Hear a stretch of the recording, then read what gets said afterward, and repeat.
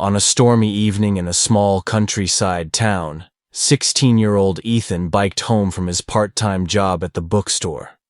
The streets were empty, the air thick with rain, and the sound of thunder rolled across the sky. His grandmother always warned him, "Never take the old church road at night. That's where the black-eyed bride walks."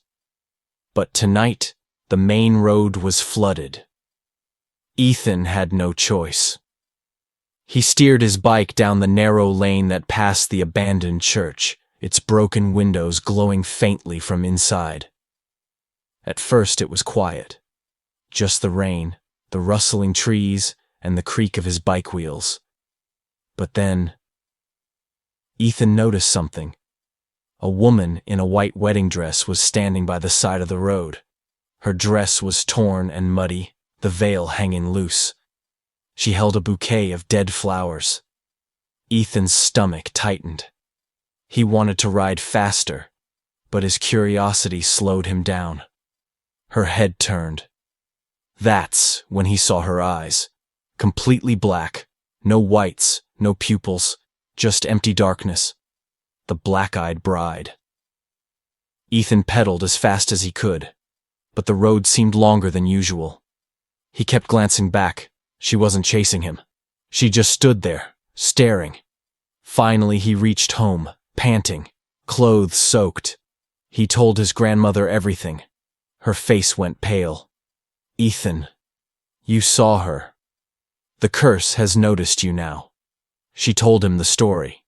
Many years ago, a young woman named Clara was left waiting at that church. On her wedding day, her groom never came. Humiliated, broken, she wandered into the woods and was never seen alive again. Some say she was found days later in her torn wedding dress, her eyes black as coal. Since then, her spirit roams the road at night, searching for anyone who dares pass by. Those who meet her gaze don't live long. The next few days, Ethan tried to forget. But strange things started happening. When he looked in the mirror, sometimes his own eyes flickered dark.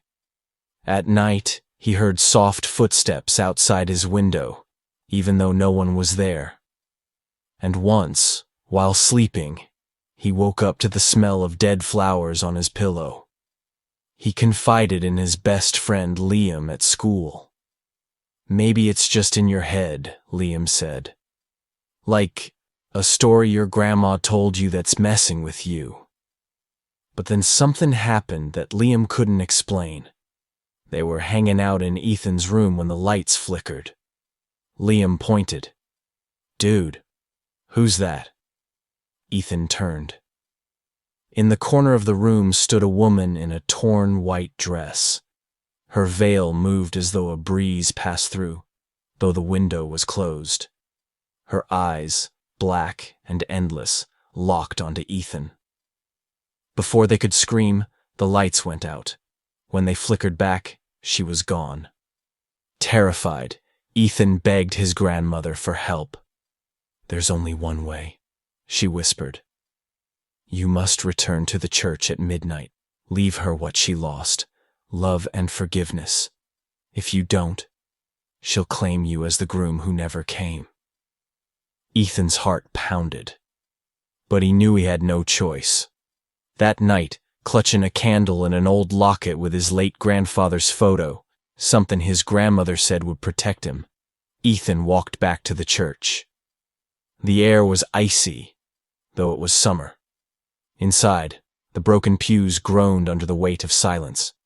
The stained glass windows reflected only shadows. Ethan placed the locket on the altar and whispered, "Clara, I'm sorry. I'm not the one who left you, but you deserve peace." The candle flickered. Then the doors slammed shut. The bride appeared. Her veil dragged across the floor, her bouquet leaving trails of ashes. Her eyes burned black as she glided toward him. "You came back?" Her voice was hollow, echoing in the church. "Will you stay with me?" Ethan shook his head. "No. You deserve love, but not from me." Let go of the pain. She shrieked, a sound that rattled the walls. The candle blew out. Darkness swallowed him. Suddenly, Ethan felt icy fingers wrap around his wrist. He tried to pull away, but she was too strong. Her face came closer, the black void of her eyes pulling him in. He felt like he was drowning in them. "Don't leave me," she whispered. With trembling hands, Ethan pressed the locket into her palm. "You're not alone. Someone once loved you, and someone still remembers for a moment." Silence. Then, her eyes softened. The blackness drained, leaving empty human eyes filled with tears. She looked at the locket, then at Ethan. A faint smile crossed her pale lips before her body crumbled into dust, her dress collapsing to the floor. The bouquet of dead flowers turned fresh again. Ethan stumbled out of the church just as dawn broke.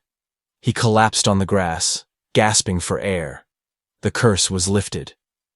Or so he thought. That night, Ethan dreamed. He was standing at an altar, dressed in a suit. Guests in shadow clapped. The organ played. And down the aisle walked the black-eyed bride, her veil covering her face. When she lifted it, her eyes were black once more. "Till death do us part," she whispered. Ethan woke up screaming.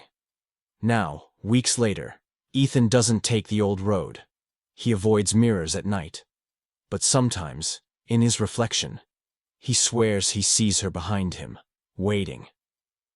And when thunder rolls and the rain hits the glass, he hears the whisper again. "Don't leave me." What do you think? Was Ethan really freed from the curse? Or is he forever bound to the black-eyed bride? Tell us in the comments. Would you have gone back to the church or kept running?